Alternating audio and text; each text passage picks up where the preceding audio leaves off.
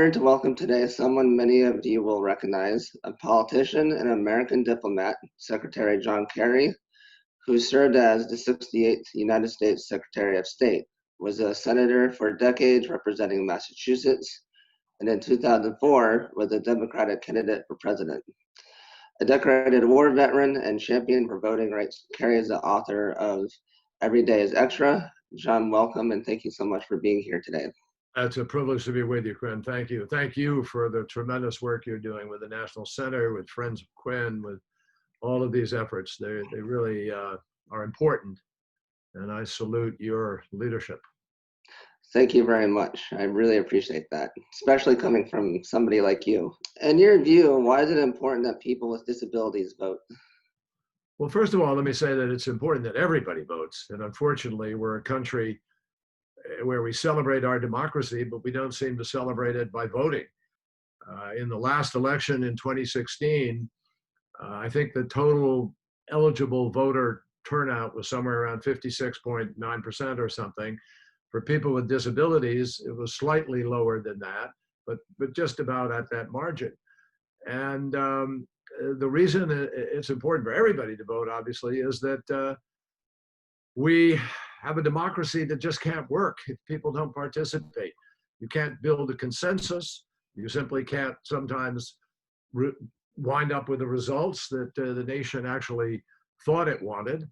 And we leave to sometimes radical, but certainly to the most active and sometimes extreme on either side, right, left, whichever, to dominate our politics. That's not good for our country, and it's very hard for us to set an example to the world. When it comes to folks with disabilities, we've made allegedly an honored pledge in this country. I mean, I remember under Tom Harkin's leadership, we passed the Americans with Disabilities Act, one of the great pieces of social advancement in our country in the last 50 years.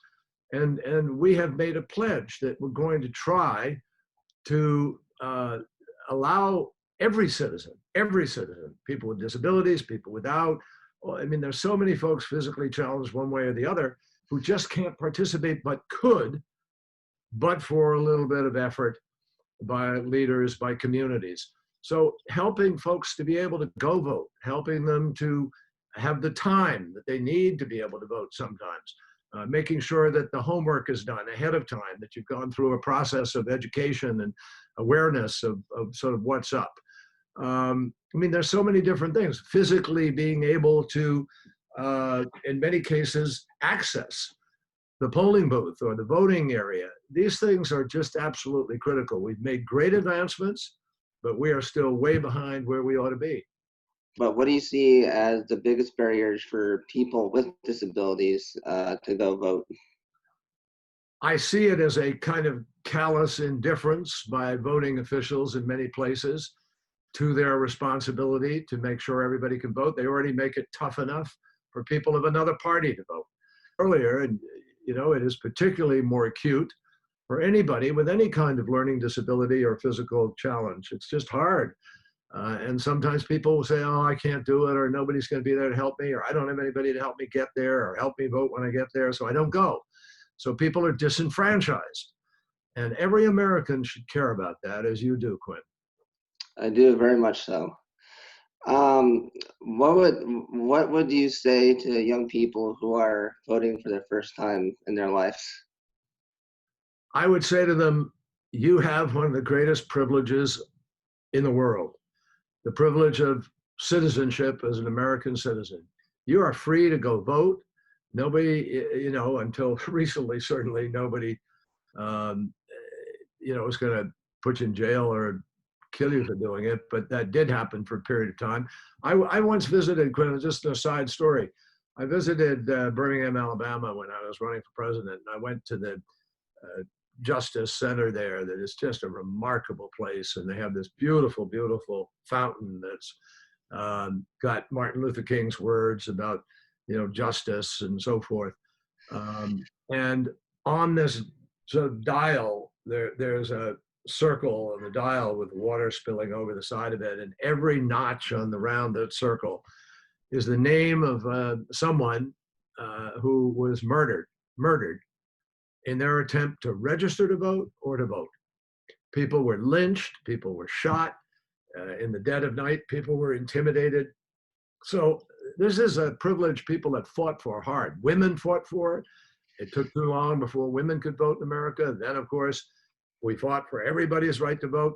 But tragically, one of the last group of folks who need to be fully enfranchised are folks with disabilities of one kind or another.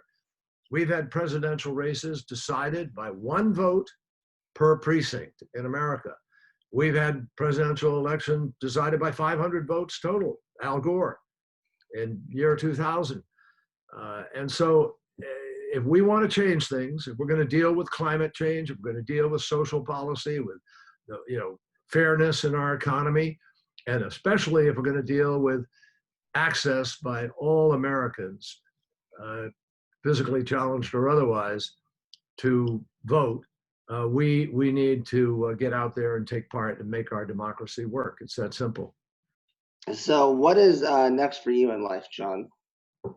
The next 50 plus days are going to be consumed by the effort to restore our country to sanity, to bring us back to a place where we are able to prepare for the future and embrace the future, Quinn. So we've got our work cut out for us for the next 50 days, and that's what is ahead for me. Well, John, anything I can do to help you out with making this country better, please don't hesitate to write me or email me, because I would love to help you in any ways. You're doing it, man. You're doing it with this show, and you're doing it with your interviews, and keep on crusading. You're a crusader, and your father, I know your mom's proud of you, but your dad would be so proud of you. Thank you, John. Thank you so much for being here and taking time out of your day to have this interview with me. I really appreciate it. It's my privilege, and I'm really happy to be with you. Take care. You too, John. Thank you so much. Bye-bye now. Thanks. Bye.